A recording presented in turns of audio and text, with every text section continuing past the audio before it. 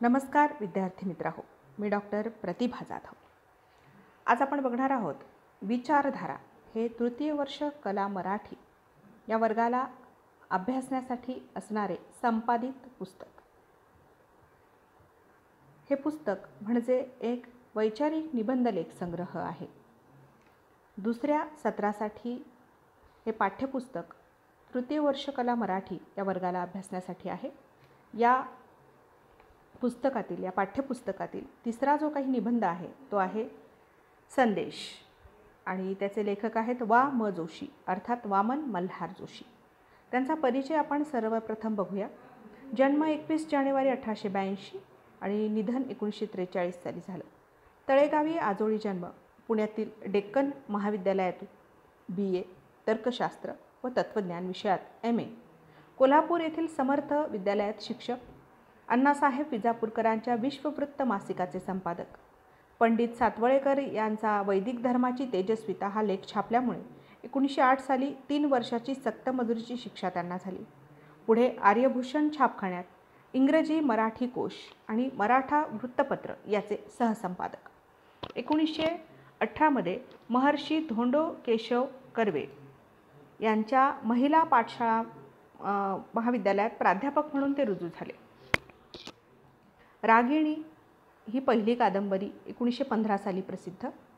आश्रमहारिणी 1916, नलिनी 1919 या तीनही कादंबऱ्यातून स्त्रीविषयक प्रश्नांची चर्चा त्यांनी केलेली आहे। सुशिलेचा देव, इंदू काळे सरला भोळे या कादंबऱ्या तसेच नवपुष्प करंडक हा कथासंग्रह आणि विस्तवाशी खेळ हे नाटक प्रसिद्ध। नीतिशास्त्र प्रवेश, सॉक्रेटिसाचे संवाद या ग्रंथातून त्यांची चिंतनशीलता स्पष्ट होते।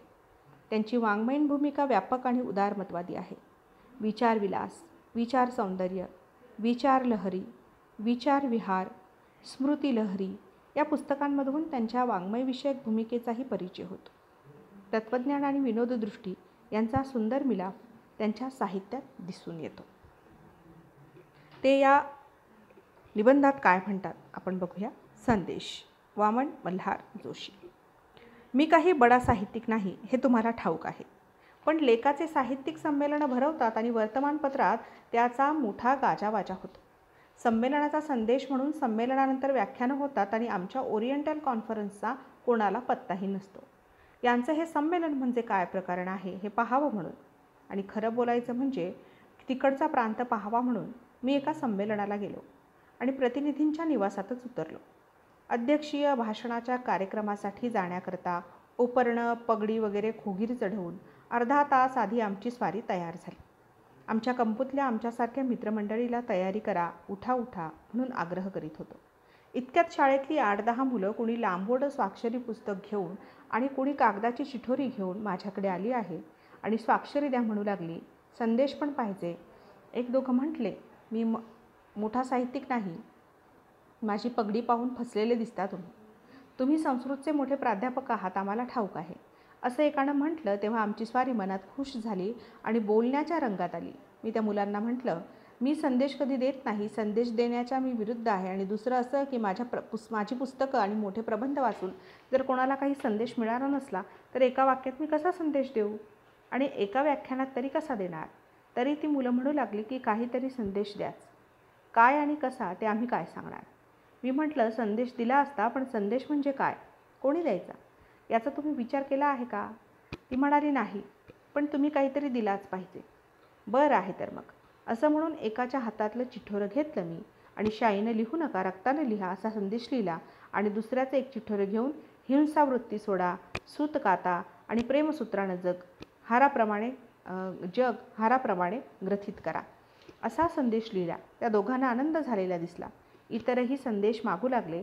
तेव्हा त्या पहिल्या दोघांना विचारलं, काय रे, या वाक्याचा अर्थ काय। शब्दार्थ कळला असेल, भावार्थही समजला असेल, पण तो तुम्हास पटला आहे का, पहा वाचून। हे दोन्ही संदेश एकच मनुष्य लिहित आहे, यात काही विसंगती तुम्हाला दिसत नाही आणि एकच संदेश दिला असता तरी तो देण्याची माझी पात्रता काय, तो घेण्याचा आपला अधिकार काय याचा विचार करायला नको का।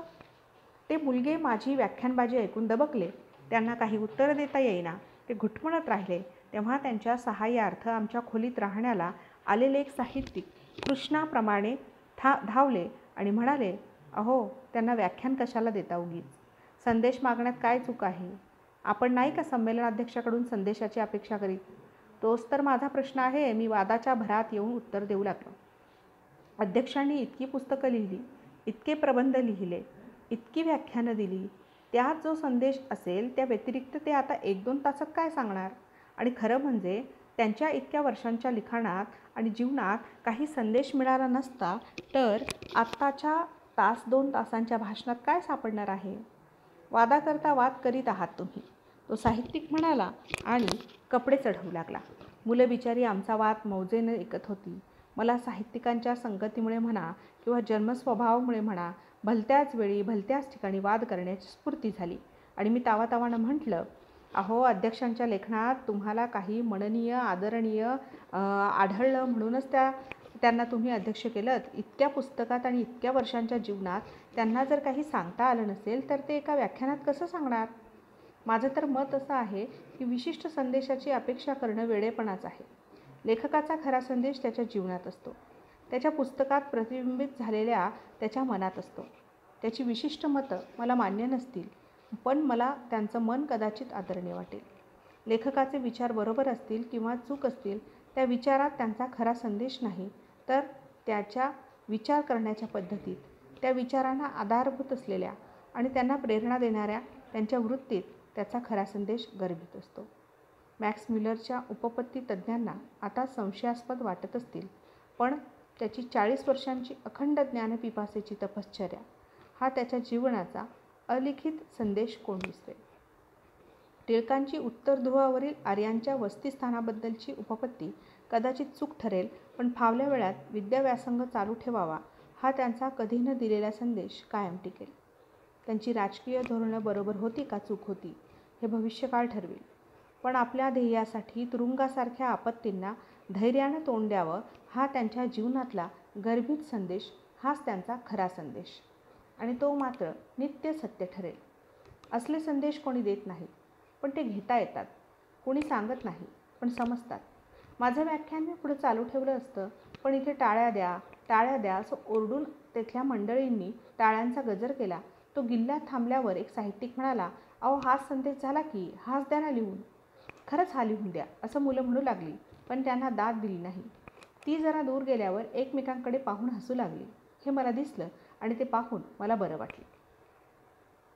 मुलं गेल्यावर एक मार्मिक पण खवचट साहित्यिक मला चिडवण्याकरता म्हणाला, अहो, नाही नाही म्हणता म्हणता तुम्ही आता संदेश सांगितलाच की. मी उत्तर दिलं, सांगितलं असेल कदाचित, पण consistency is the virtue of asses. Smriti Lahari या त्यांच्या निबंधलेख संग्रहातून हा निबंध घेतलेला आहे.